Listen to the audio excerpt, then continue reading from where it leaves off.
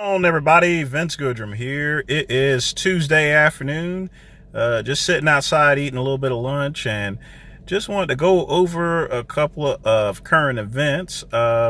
Recently I just found out that Roelly Winklaar, when he did his last Grand Prix show, that he had ended up breaking his leg during pre-judging. From what I understand, he was walking down the stairs after prejudging and actually slipped, which, honestly, I'm surprised that doesn't happen more often with all the shit that's going on with all the tanning and posing oil and all the other stuff that's all lying around. It's very surprisingly, that doesn't happen more often, to where people just slip and fall. Although, most competitors are usually very careful, knowing that, they've trained for so long, that they need to be extra careful in entering and exiting the stage, as well as other venue locations here.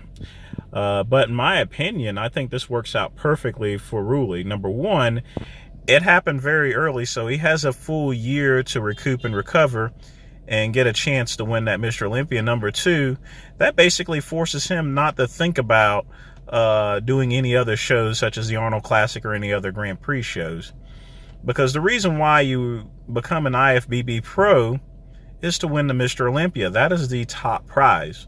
It's good to be the Arnold Classic champion, but it's even better if you're Mr. Olympia, because remember, when you're Mr. Olympia, you are immortalized forever in the world of bodybuilding, period. So for Roelly Winklaar, it's a good thing that this break happened, and I'm actually kind of surprised that he completed the show even with that leg. I didn't even notice anything on his night posing or anything like that, so he must be, considering how much pain he was in, you gotta admire that determination in order to get that money, basically. But in any event, it's a good thing that the break happened early, so that way he has a chance to recoup and recover. Because, come the next Mr. Olympia for 2019, he's going to have to go after Sean. More than likely Phil Heath is going to come back with a vengeance. And then I hear Kai Green is actually coming back in the mix here. So next year's Mr. Olympia is going to be the most contested show ever. You're going to have at least 4 individuals that stand a very good chance of winning that 2019 Mr. Olympia.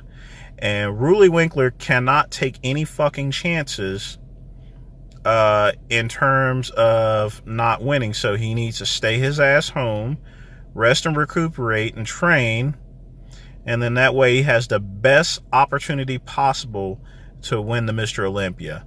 But that's all I got to say today, people. You guys take care.